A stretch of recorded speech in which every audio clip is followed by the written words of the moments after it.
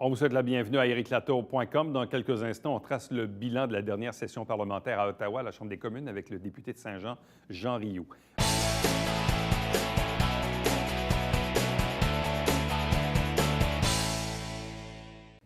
L'heure est au bilan du côté d'Ottawa, pendant qu'à Québec, on le sait, il y aura déclenchement des élections pour l'automne prochain, mais du côté d'Ottawa, il reste encore un peu de quelques semaines, voire quelques mois avant les prochaines élections. Bilan aujourd'hui, donc, avec le député de Saint-Jean à la Chambre des communes, Jean Rioux. Bonsoir et bienvenue. Bonsoir.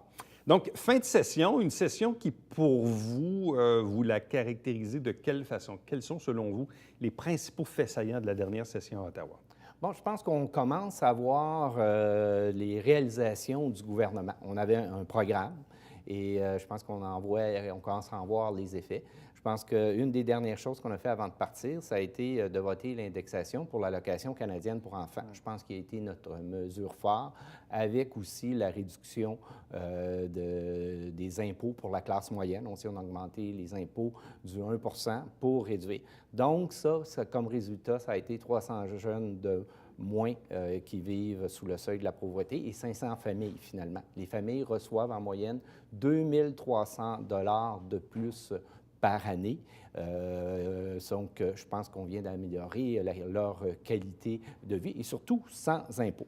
L'autre grande mesure, je pense que tout le monde a entendu parler, c'est la législation du cannabis, qui était une mesure qui a été annoncée à la campagne électorale, qui a un objectif qui est très clair. C'est sûr qu'on ne l'a pas fait pour favoriser la consommation, loin de là.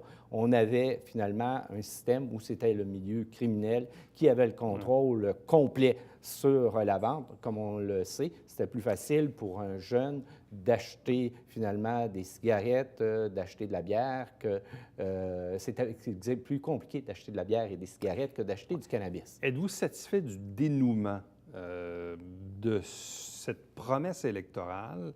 Il y a eu beaucoup de discussions. Certaines provinces également ont contesté certaines modalités de la loi, notamment celle pouvant laisser la permission de faire pousser ou non du pot à la maison, de la marijuana. Ça a amené quand même certaines discussions avec les provinces. Est-ce que vous êtes, puis il y a même le Sénat qui, à la dernière minute, finalement, a accepté. Est-ce que vous êtes satisfait du dénouement avec lequel on arrive avec ce projet de loi et de l'entrée en vigueur de la loi le 17 octobre prochain? Dans l'ensemble, oui, je pense que les discussions ont été bonnes avec les provinces. On garde la répartition de l'argent, des profits qui vont être utilisés, 75 aux provinces et 25 pour faire de la prévention auprès de nos jeunes. Je pense que ça a été une mesure qui a été importante. Quant au fameux 4 plans, il faut savoir qu'une chose, les propriétaires vont pouvoir le défendre, au même titre qu'ils peuvent défendre des animaux et ainsi de suite. Donc, et on a laissé aussi la porte ouverte.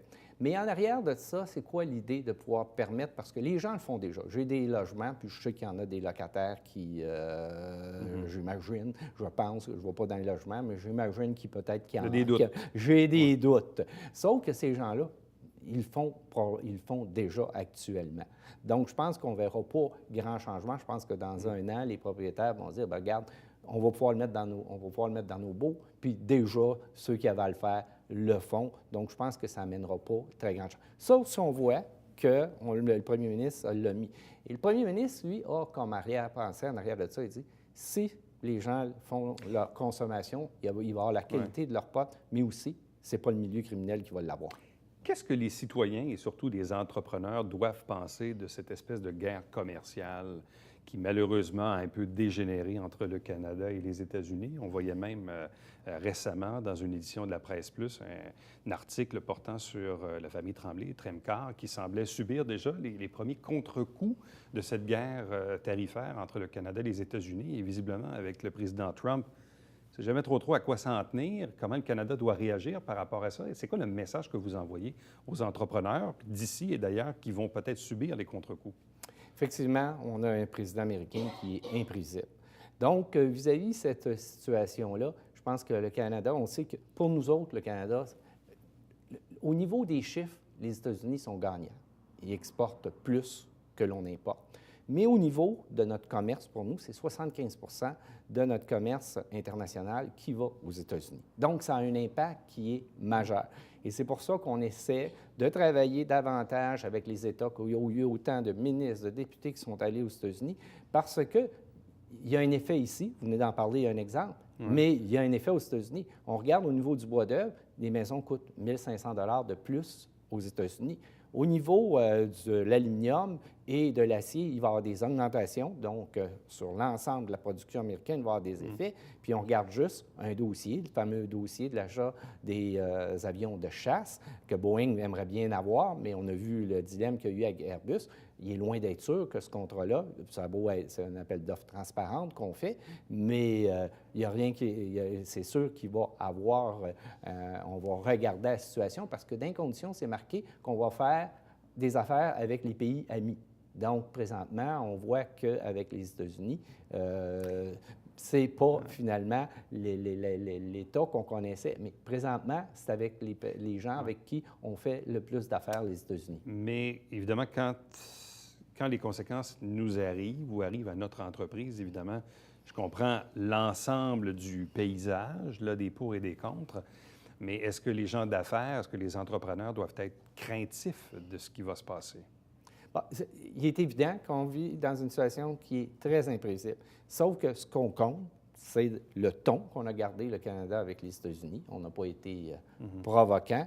Et parce qu'en bout de ligne, les États-Unis vont être affectés. Déjà, on le voit, là, je parlais du bois d'œuvre, les coûts ont augmenté, puis ils vont commencer à augmenter. Les citoyens américains vont commencer à le vivre. Et là, j'imagine que le président Trump, comme il a eu à réagir avec la situation des enfants aux frontières, à un moment donné, quand il va voir que la balance commerciale des États-Unis est en train de baisser, et il faut dire qu'il y a une chose qu'on a faite qui est importante, c'est qu'on a ouvert nos marchés. On a signé l'entente avec les États-Unis, on vient avec l'Europe, excusez, c'est 500 millions. Et déjà, je parlais avec des producteurs de porc qui louangent cette entente-là. Ça a ouvert un marché qui est important. On a vu qu'il y a des éléments là, de nos produits, nos ressources qui ont commencé à augmenter. Et là, on est en train de finaliser. L'ensemble des pays ont signé l'entente transpacifique. Et cette entente-là, c'est un marché énorme qu'on est en train d'ouvrir. Donc, je pense qu'on a été avant-gardiste. On a pris nos précautions au Canada en ouvrant de nouveaux marchés commerciaux. Bon.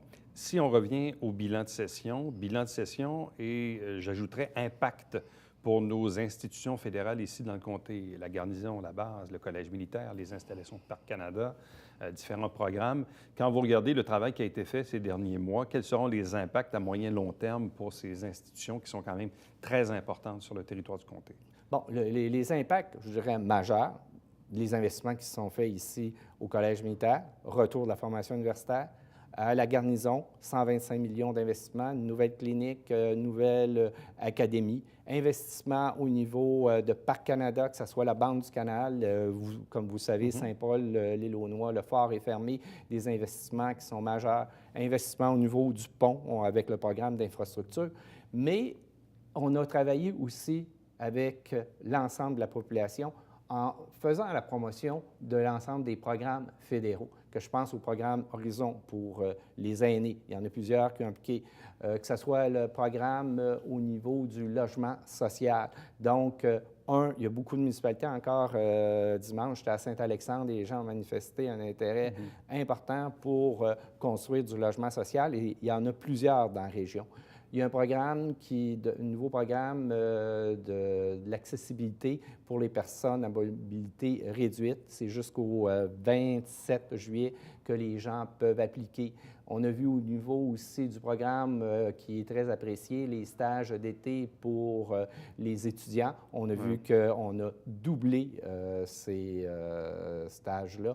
Donc, il y a beaucoup de programmes pour l'industrie laitière. Donc, je vais en annoncer plusieurs au cours de l'été. Donc, je pense ça fait partie que monsieur tout le monde là, peut connaître ces programmes-là et aussi en profiter. Et il y a évidemment un dossier que j'oubliais important, que j'appellerais macro, c'est l'autoroute 35. Le gouvernement fédéral, nous avons fait des offres au gouvernement provincial et on attend une réponse du provincial. Mais donc, là, avec le contexte électoral où les trois chefs ou à peu près ont promis à peu près la même affaire, là, C'est-à-dire, tout le monde nous promet le prolongement de l'autoroute 35. Et vous, au fédéral, vous nous dites, oui, oui, notre portion, elle est là, c'est elle a correct, été là. offerte, Bon. je l'ai du cabinet et on a fait une proposition, je pense, des plus intéressantes au gouvernement du Québec. On attend leur réponse. Donc, je pense qu'ils ne peuvent pas avoir une offre plus intéressante qu'on leur a fait. On verra le 2 octobre au matin. J'espère effectivement et je vais sensibiliser.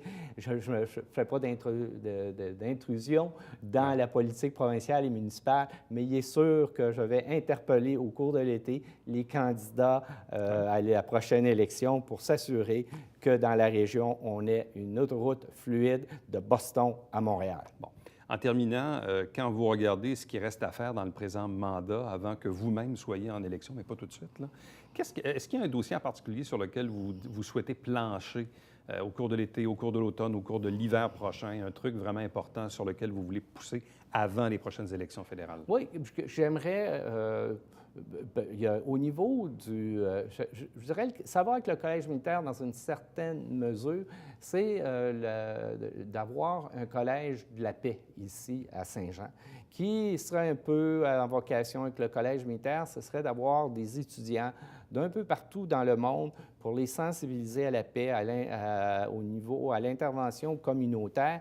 Et évidemment, il y aurait des étudiants canadiens, québécois et de toutes les provinces. Et ça, qu'est-ce que ça aurait impact dans la région? On parle de 300 étudiants, une cohorte de 100 employés, mais c'est du know-how, du savoir, mais surtout le réseautage qu'on créerait, que nos jeunes ici, Canadiens, rencontreraient des gens des autres pays et pourraient faire, par la suite, on serait sensibilisé, la première vocation, à la paix, mais aussi pourraient faire des affaires réseau. Le meilleur moyen de ne pas avoir de guerre, c'est que les gens vivent bien et que la situation économique soit bonne. C'est que je pense que ça va dans cet esprit-là et je peux dire que jusqu'ici, à Ottawa, j'ai eu une très bonne réception pour ce projet. Jean Rioux, merci beaucoup. Ça m'a fait bonnes plaisir. Vacances, bon été. Je vous souhaite des bonnes vacances, beaucoup de repos.